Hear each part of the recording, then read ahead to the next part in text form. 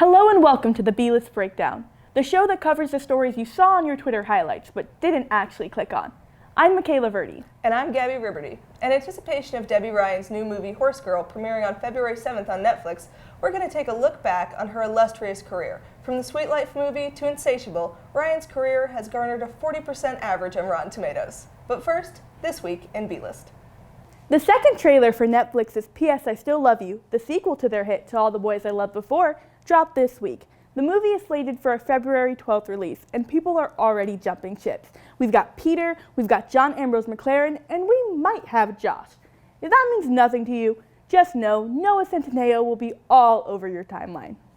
Fans of DC Comics are celebrating the announcement of the new CW show Superman and Lois. The show will be the 7th entry into the Arrowverse franchise.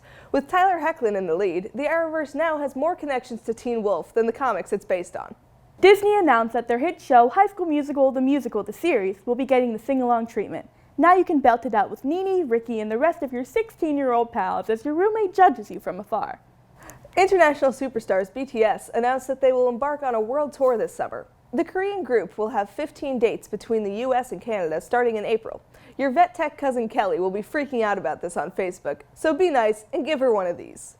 Vine 2, officially known as Byte, launched this week on iOS and Android devices.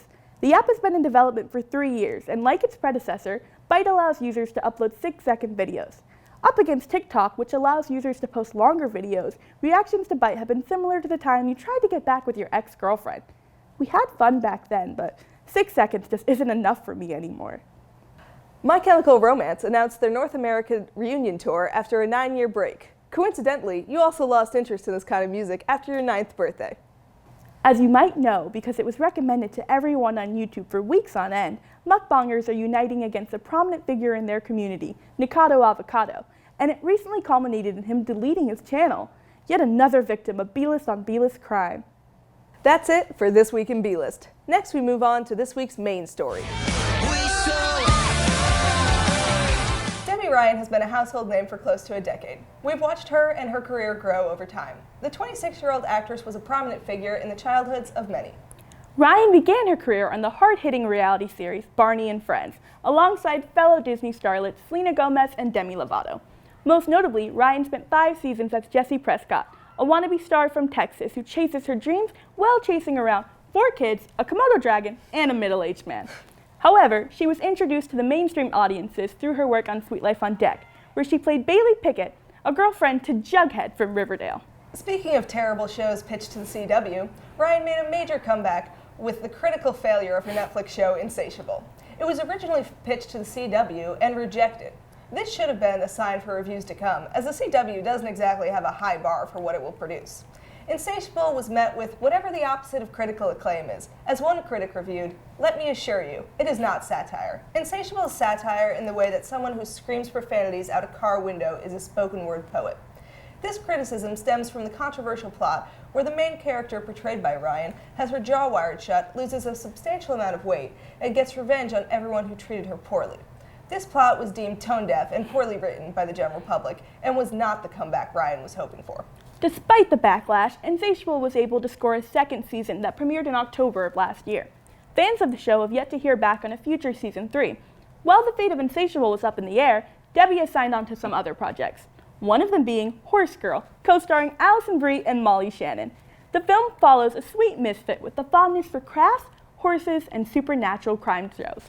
And she finds herself with increasingly lucid dreams trickling into her waking life. Yeah, that's the official summary from Netflix.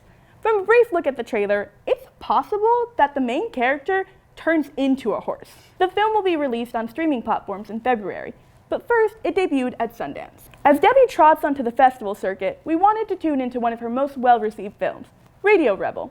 Here to help us break it down is our DCOM special correspondent, Aamir.